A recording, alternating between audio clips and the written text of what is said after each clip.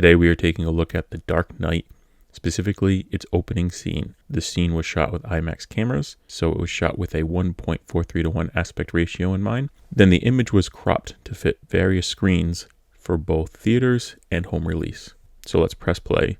On your screen right now is the 1.43:1 aspect ratio that was used in IMAX. We're going to transition to the 1.78:1 image that was used for the Blu-ray release. And finally, we will cut to the 2.4:1 aspect ratios that was used in most theaters and streaming services right now. So let's lay those one on top of the other. Everything inside the blue bars is what you see in the 1.78:1 aspect ratio from the Blu-ray. Inside the black bars is what you see in the 2.4:1 aspect ratio, again, on streaming services or what you saw in the theaters. And you can see those bars are moving up and down depending on what they want framed in the image in that version of the film.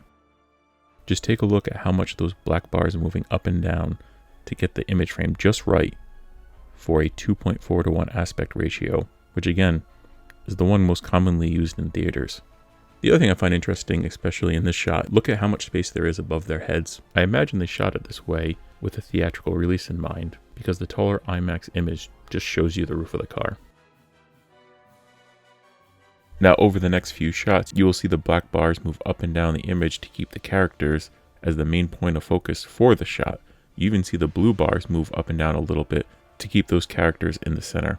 However, the base image, which is the IMAX aspect ratio, barely moves at all, so you can see how much extra movement was in the shot in the theatrical release. Overall, I must say I prefer the 1.78:1 aspect ratio, as the IMAX one really just adds in more of the ceiling and floors. Now let's take a look at just the 1.78:1 aspect ratio, and you can see those bars do move around a little bit so they can frame the actors just right in the shot, but not much. This is why I prefer to watch the Blu-ray at home. Whereas if we just look at the 2.4:1 aspect ratio, a lot of that image is removed, and oftentimes even characters are completely cut out of the shot, like there. This is why when I watch the movie, I watch it on Blu-ray and not on a streaming service. So if you're curious at how I did this, I took the base image, which was the IMAX, and overlaid it with the other images and adjusted up and down until I got it just right. So to summarize, when I watch this movie in my home theater, I watch it on Blu-ray because I like the scenes that are in the 1.78:1 aspect ratio. It fills my whole screen. I don't have black bars on the top or bottom or on the sides.